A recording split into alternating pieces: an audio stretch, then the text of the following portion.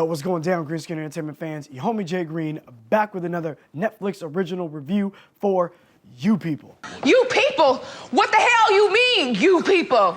Now, I will admit, I'm a little late to the party with this one, but based on the premise and who it's starring, I was really looking forward to it and wanted to give y'all my thoughts, feelings, and opinions regardless of the timing. Now, this is Kenya Barris's feature film directorial debut, and it was written by Kenya Barris and Jonah Hill. And of course, it stars Jonah Hill, Nunu, Sam Joy, Nia Long, Mulder, Elaine Bennis, and the one, the only, Eddie Murphy.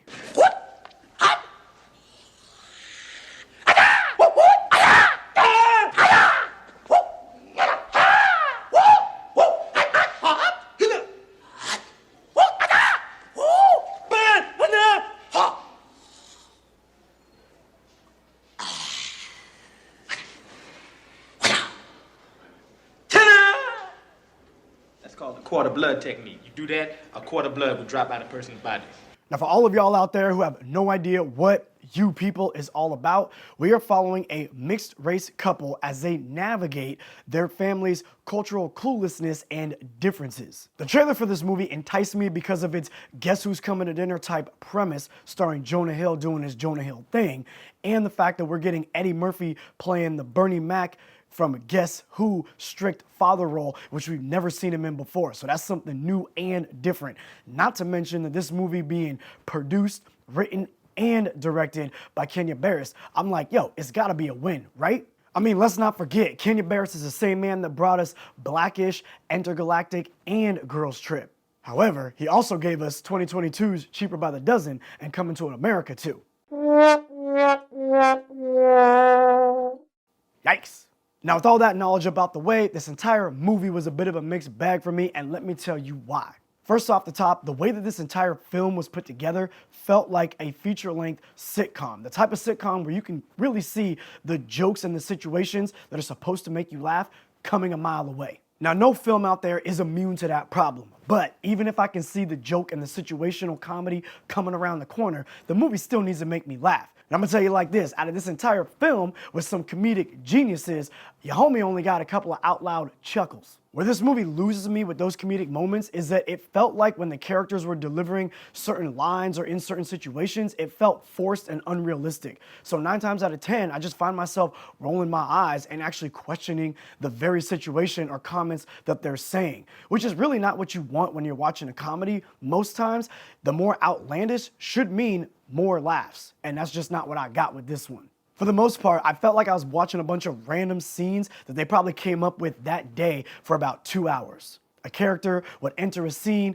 say something that's supposed to be funny, thought-provoking, interesting, or engaging, whatever, but would never really come up with any type of like conclusion or understanding to what was really going on, the conversation that was being had, that would help either A, progress the story along so we could see what's gonna happen with this couple, or B, help them understand how to navigate the situation of these differences between cultures and things of that nature. So it felt like we were just going in circles again and again, trying to see how much more insensitive each family member can get, what more can they say to push this couple further and further apart. And after a while, it just got tiresome.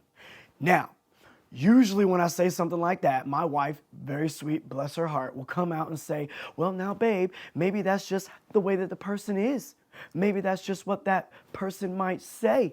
To that I say, oh, come on! But in this situation, you have characters that are so culturally clueless and insensitive to other people's differences throughout like the entire film, and so set in their ways throughout the entire film that I'm not even fronting on you. The movie itself can't even explain, by the end, a logical and reasonable way why they switch up their whole thought process and change the way that they're making moves. I promise you, I am not trying to look at it through an opinion.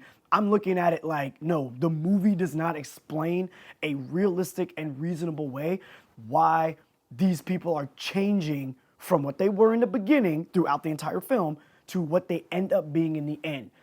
Script don't make no sense, player. In fact, the more that I think about it, yeah, the more that I think about it, the more irritated I get. I mean, the miracles, the timing, and the happenstance that need to take place in this movie give the rat in Avengers Endgame that got Ant-Man out of the quantum realm a run for its goddamn money. I mean, you've seen Endgame. It made like $2-something billion.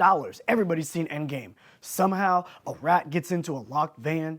Somehow, the remote to the quantum realm device is on the effing dashboard.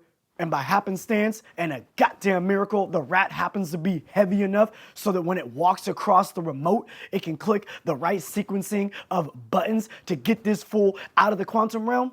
You telling me Master Splinter didn't need no password or nothing? He didn't have to hold down Command, Option, and then press Enter? Up, down, left, right. He didn't have to do none of that. Just walk right across and we good.